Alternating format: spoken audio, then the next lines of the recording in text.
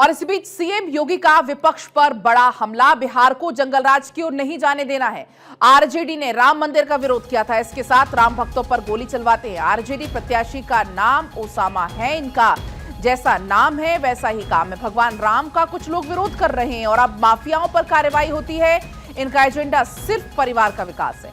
बिहार में माफिया को हम किसी भी कीमत पर पनपने नहीं देंगे। दरअसल बिहार के दौरे पर हैं सीएम योगी। जनसभा को जब वो संबोधित कर रहे थे, तमाम इन बड़ी बातों का जिक्र सीएम योगी की तरफ से किया गया। आरजेडी ने यहां से जो प्रत्याशी दिया है वो अपनी खानदानी आपराधिक पृष्ठभूमि के लिए इस पूरे क्षेत्र नहीं, देश और दुनिया में कुख्यात रहा है। नाम भी देखो ना, जैसा नाम वैसा काम, जैसा नाम वैसा काम। और बहनों और भाइयों, इसीलिए तो मैं कहता हूं, हमने यूपी के अंदर एक बात कही कि भाई देखो, अपराध और अपराधियों के प्रति जीरो टॉलरेंस, और जीरो टॉलरेंस के तहत आज आप देख रहे होंगे आरजेडी और उनके लोग आज भी अयोध्या में श्री राम जन्मभूमि पर भगवान राम के मंदिर का विरोध कर रहे हैं। सीतामढ़ी और उसके आसपास के क्षेत्र में मां जानकी के भव्य मंदिर के निर्माण और कॉरिडोर के विकास के लिए किए जाने वाले कार्य का विरोध कर रहे हैं।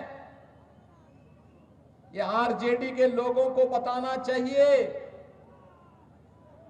अयोध्या में श्री राम जन्मभूमि पर भव्य राम मंदिर का निर्माण होने के पहले उत्तर प्रदेश की डबल इंजन की सरकार ने प्रधानमंत्री मोदी जी के नेतृत्व में अयोध्या में राजर्षि दशरथ जी के नाम पर मेडिकल कॉलेज का निर्माण पहले किया,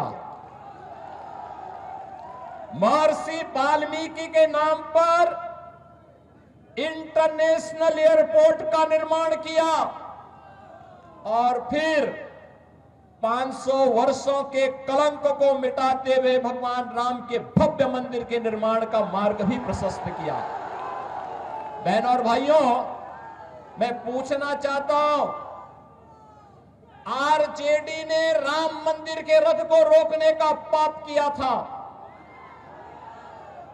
आरजेडी ने पाप किया था। कांग्रेस कहती थी कि राम तो हुए ही नहीं। इनका पार्टनर समाजवादी पार्टी उत्तर प्रदेश में राम भक्तों पर गोलियां चलाती है, और ये लोग जब भी इन्हें अवसर मिला, एक ने बिहार के अंदर, एक ने उत्तर प्रदेश के अंदर, वहां के नौजवानों के सामने, वहां के नागरिकों के सामने पहचान का संकट खड़ा किया।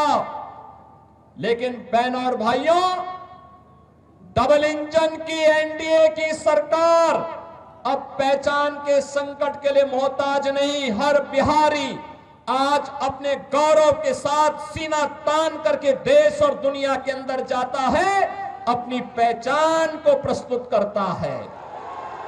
अब बिहार में क्या नहीं है? अब बिहार में सब अच्छी सड़कें हैं, और हम लोगों ने 6100 करोड़ रुपए की लागत से अयोध्या धाम को सीधे सीतामढ़ी से जोड़ने के लिए राम जानकी मार्ग के निर्माण के काम को भी युद्ध स्तर पर आगे बढ़ाया है। आज बिहार में एयरपोर्ट है, मेडिकल कॉलेजेज हैं, इंजीनियरिंग कॉलेजेज हैं, और आज बिहार में पलायन नहीं, आज यहां पर प्रगति के नए नए प्रतिमान स्थापित करने की दिशा में बिहार आगे बढ़ा है। गरीब कल्याणकारी योजनाओं का लाभ गरीबों को मिल रहा है। अराजकता पैदा करने वालों के खिलाफ जीरो टॉलरेंस की नीति के तहत ये डबल इंजन की सरकार नीतीश जी के नेतृत्व में कार्य कर रही है। और बहनों और भाइयों, जो बाकी बच जाता है यूपी का बुलडोजर उसको पूरा कर लेता है।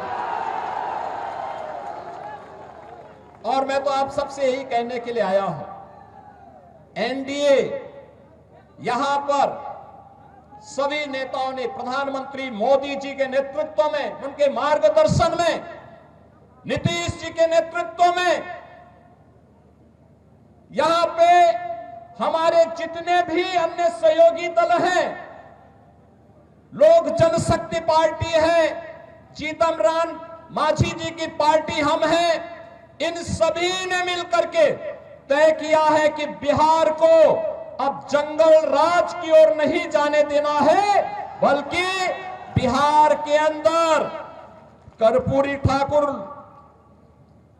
बाबू जगजीवन राम, डॉक्टर राजेंद्र प्रसाद जी और जयप्रकाश जी की विरासत को आगे बढ़ाते हुए एक जन राज के रूप में बिहार को आगे बढ़ा करके यहां की एक एक व्यक्ति की आवाज को सरकार तक पहुंचाने की सरकार फिर से यहां पर बनानी है। और एनडीए इस दिशा से एक बार फिर से अपने मुद्दों के साथ, विरासत और विकास के इन मुद्दों के साथ आपके सामने है। बहनों और भाइयों, सीवान में वह जंगल राज फिर से मत आने दीजिए। आपने देखा होगा कैसे चांद बाबू के पुत्र के ऊपर इसी सीवान में एसिड उड़ेलने का काम हुआ था। ये वही बिहार है। ये अपराधी फिर से जीवित न होने पाए। ये कांग्रेस को, आरजेडी और समाजवादी पार्टी जैसे दलों को शोभा दे सकता है कि वे किसी पेशेवर अपराधी और माफिया को गले लगा करके किसी बाबर और किसी औरंगजेब की मजार में जाकर के सजदा पड़े, लेकिन यहां किसी सच्चे भारतीय को शोभा नहीं देता है।